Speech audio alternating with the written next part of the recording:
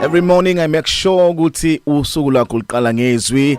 You start with the verse ngoba libalekile izwi lenkosi mawuqala usuku lakho. Now verse of the day silithola in the book of Acts chapter 12 verse 5 wakhona. Ngakho ke uPetro wagcinwa etilongweni kepha ibandla lamkhulekela ngesineke eNkulunkulu. uPetro wagcinwa etilongweni kepha ibandla into la yenza alizange likhuluma indaba ngoPetro, alizange limgxeke lithi yena ubethu wenzani, kodwa ibandla laqhubeka lamkhulekela, langamkhulekela nje ngokujwayelekile kodwa lamkhulekela ngesineke. Bathi uma engakaphuma uPetro etilongweni asuye kumthandazo until uPetro aphume etilongweni lakho nesiyoma khona ukuthandaza, ngoba singakayiboni impendulo zomkhuleko wethu umkhuleka suyeki. Number 2, umkhuleka uboli. Ngesikhathi uthandaza umkhuleko unamandla wenza izinto ongeke ukwazi ukuzenza. Okwesibili, umthandazo unamandla ukwazi ukufinyelela eindaweni wena ongakwazi ukufinyelela khona. Ibandla lalihlangene endaweni thizeni likhulekela uPetro. uPetro engekho phakathi kwabo esetilongweni, kodwa umthandaza bawenza behlangene waba namandla okutravela in the spirit.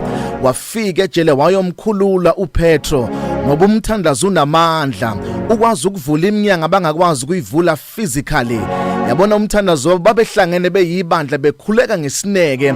Umthandazo wahamba wayovula iminyango, bona babengathi mabefika kuyona leyo minyango befike nabo bevaleke bevimbeke bengakwazi ukungena, kodwa ngoba umthandazo unamandla awuvimbeki awubambeki. Wafika etilongweni wafica uPetro eboshiwe, wafica iminyango yejele ivalekile. Washo ukuthi kufika umthandazo ngoba umthandazo unamandla. Wafika umthandazo wavula iminyango, wafika umthandazo waqaqa amaketanga ngoba umthandazo unamandla uqaqa izinto abantu abangakwazi ukuyiqaqa.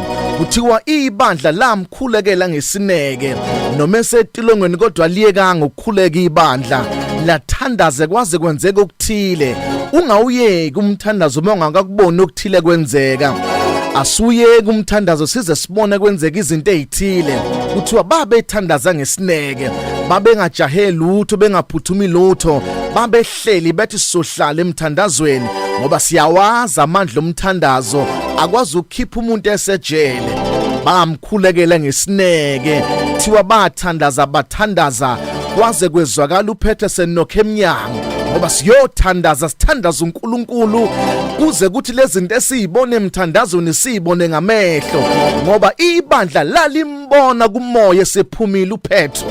Laqhubeka lamthandaza lathi sifuna ukuze simbone efika eminyango siyoqhubeka sithandaza. Bathi asuyeki singakamboni.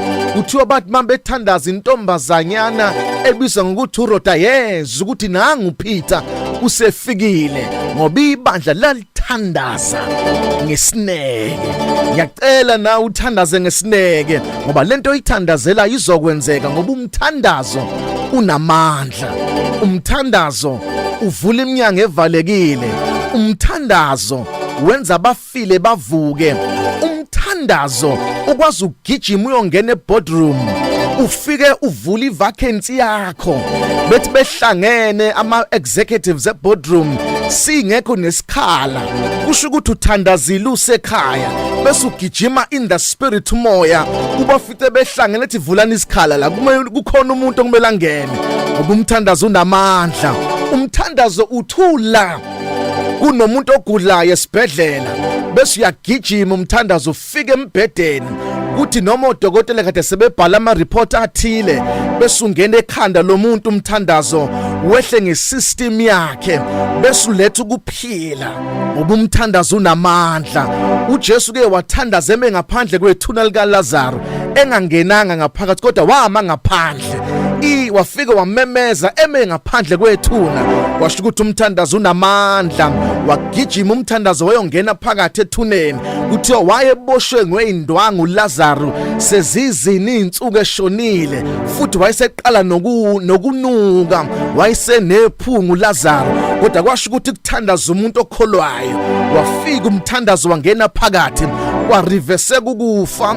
Izilwane bese iqala ukudla umzimba kaLazaro zaphunyuka zamkhipha ukuphila kwabuya iphunga lahlehla kwabuya impilo ngoba umthandazo unamandla uthiwa ibandla lamthandazela ngesineke bakhuleka ukuthi aphume ejele angazi namhlanje yini into oyifisayo enkosini kodwa mawungathandaza ngesineke uthandaze ngesineke ungawuyeka umthandazo ungawulibala umthandazo ungawukhohlwa umthandazo thandaza ngesineke ukhuleke enkosini kuze kuba lokho okuthandazela uyakubona. This is Mega Grace Hour on Vuma FM Adult Radio for the young at heart. This was our verse of the day. Good morning. Vuma FM Breakfast Show. Now let's look at Hlambe ama savings on now. If you were